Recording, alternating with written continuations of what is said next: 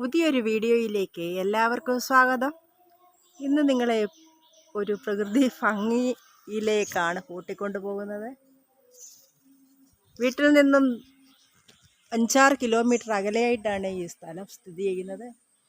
ഇത് ഞങ്ങളുടെ തന്നെ സ്ഥലമാണ്. ഇവിടെ വാഴക്കൊലയുണ്ട്, അത് വെട്ടാൻ വന്നതാണ്. വാഴക്കൊല വെട്ടാൻ ഒന്ന് പോയി നോക്കാം.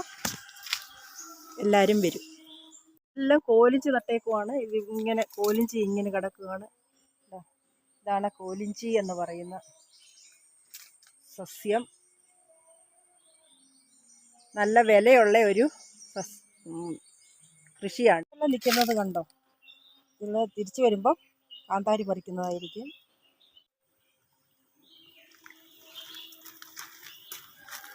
ഇതാണ് കണ്ടം, വയലെന്നൊക്കെ പറയും. അവിടെയും കോലിഞ്ചി നട്ടേക്കുവാണ്. അതോടൊപ്പം വാഴയുമുണ്ട്. റോട്ടിലെല്ലാം ചക്ക വീണ് കിടക്കുകയാണ്. വഴി പോലും പോകാൻ പറ്റില്ല, അതുപോലെ ചക്ക വീണ് അളിഞ്ഞു കിടക്കുകയാണ്. അങ്ങോട്ട് വാഴക്കൊല വെട്ടാൻ മോനും ജോലിക്കാരനും കൂടെ പോയിട്ടുണ്ട്. എന്താണെന്ന് നോക്കാം. ഇതാണ് വാഴത്തോപ്പ്.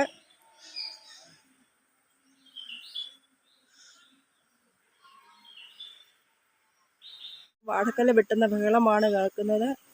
വിളഞ്ഞതല്ല എന്ന് ഒരാൾ പറയുന്നു, ഒരാൾ വിളഞ്ഞതാന്ന് പറയുന്നു. ഇവിടെ കൂടെ ഒഴുകി വരുന്ന ഒരു തോടാണ് ഈ കാണുന്നത്. ഈ തോട് മഴ സമയത്ത് കവിഞ്ഞു പോയായിരുന്നു.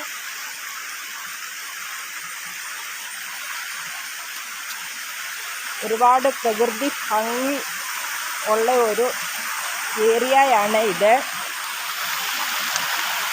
തോട് ഒഴുകിക്കൊണ്ടേ ഇരിക്കുന്നു. അക്കരെ മല കണ്ടോ? അങ്ങേ ഭാഗത്ത് ആന വരുന്നിടമാണ്. അവിടെ ആന വന്നിട്ട് ആ സൈഡിൽ കൂടി ഈ തോട് കയറി ഈ കണ്ടത്തിൽ ഒരു സമയത്ത് ഇറങ്ങിയിരുന്നു കഴിഞ്ഞ വർഷം. ഇവിടെ എല്ലാ വക ജീവികളും ഉണ്ട്.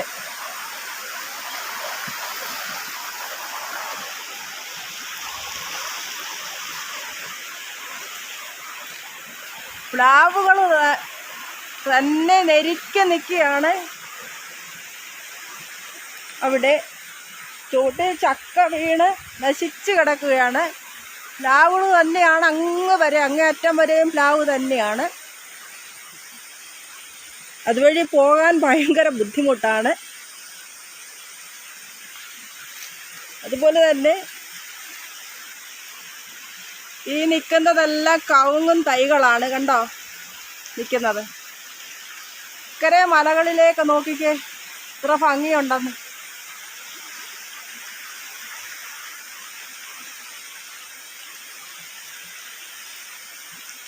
ആ ഭാഗമെല്ലാം ഭയങ്കര വനമാണ്.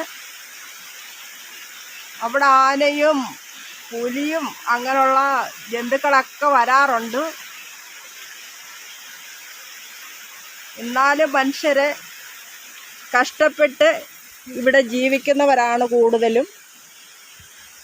കൃഷിയോട്, മൃഗങ്ങളോട് മല്ലടിച്ച് കൃഷികളെല്ലാം ചെയ്താണ് ഇവർ ജീവിക്കുന്നത്. അല്ലാതെ വിദേശ രാജ്യങ്ങളിലെ പൈസായോ ഒന്നും ഇവർക്ക് വരവില്ല. ഈ കൃഷി കൊണ്ടാണ് ഇവർ ജീവിക്കുന്നത്. നല്ല വീടുകളും കാര്യങ്ങളും എല്ലാം ഈ പ്രദേശത്തുണ്ട്.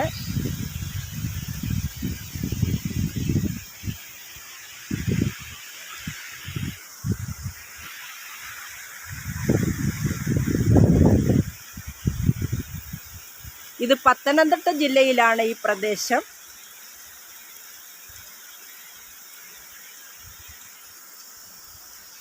ഇനിയും തിരിച്ച് നടക്കാൻ ഭയങ്കര ബുദ്ധിമുട്ടാണ്. ഇവിടെ ചക്ക ഇങ്ങനെ വഴിനീള ചക്കയുടെ അഭിഷേകമാണ്. വീണ് അളിഞ്ഞു കിടക്കുവാണ്. കണ്ടോ? ഈ നിൽക്കുന്നതാണ് മടന്തച്ചേമ്പ്, അല്ലെ വെളിഞ്ചേമ്പ് എന്ന് പറയും. ഇത് കർക്കിടക മാസത്തിൽ ഇതിൻ്റെ കൂമ്പില തോരൻ വെച്ച് കഴിക്കാറ് പതിവുള്ളതാണ്. ഔഷധ ഗുണമേറിയതാണ് ഈ ചേമ്പിൻ്റെ ഇല. ഇലയല്ല, ഇതിൻ്റെ കൂമ്പില. ഇല ചൊറിച്ചിൽ വരും. ഒരു വാഴക്കൊല വെട്ടിയെടുത്തിട്ടുണ്ട്. മൊത്തം കാകളും കിളികളും തിന്നു. കൊടുക്കാൻ കൊള്ളത്തില്ല സുരേണ്ണാതെ? കൊടുക്കാൻ കൊള്ളാമോ? പിന്നെ ചെറുകൊല ഉണ്ടെന്ന് പറഞ്ഞത് അതെവിടാ ആയിരുന്നോ? നമുക്ക് പഴുപ്പിക്കാം. പഴുപ്പിക്കാൻ കൊള്ളത്തില്ലേ? അതോ വിൽക്കാൻ കൊള്ളാമോ? ആ, നോക്കാം. ഈ നിൽക്കുന്ന ഈ മരം പണ്ട് കാന്താരിക്കൊല്ല നിൽക്കുന്നു. കാന്താരിക്കൊല്ലേന്ന് കുറച്ച് മുളകുകൾ ഞാൻ പറിച്ചെടുത്തിട്ടുണ്ട്. ഇവിടെ ഇഷ്ടം പോലെ കാന്താരി കൊല്ല നിൽപ്പുണ്ട്.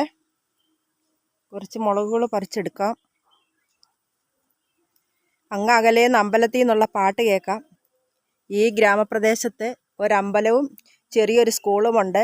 സ്കൂളെന്ന് പറഞ്ഞാൽ 1 മുതൽ 4 വരെയുള്ള ഒരു LP സ്കൂളാണുള്ളത്. കുട്ടികളൊക്കെ വളരെ ദൂരത്താണ് പോയി പഠിക്കുന്നത്. ഇവിടെ നിന്ന്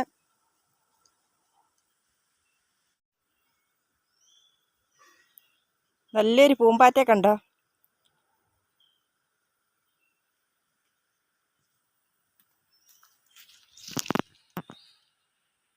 പറന്നുപോയി. ഇവിടെ ഒരു കിണറുണ്ട്.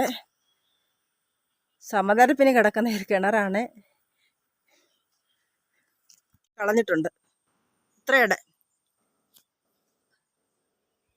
ഇനിയും സുരേണ്ണ, ഇനിയും മറ്റേടത്തെ കാട് കളയണമെങ്കിൽ കുറേ പണിയാകുമല്ലോ. കുറേച്ചയോ? അത് അവള് വരട്ടെ, എന്നിട്ടേ തീരുമാനിക്കാം. എന്തായാലും ഈ മഴക്കോട് ചെയ്താലും കാട് കിളിക്കുകയില്ലേ?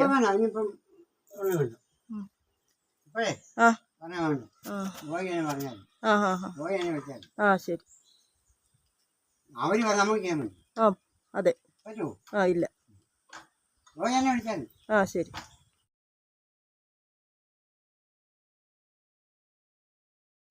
മറ്റൊരു വീഡിയോയുമായിട്ട് ഇനിയും കാണാം. ബൈ. Thank you.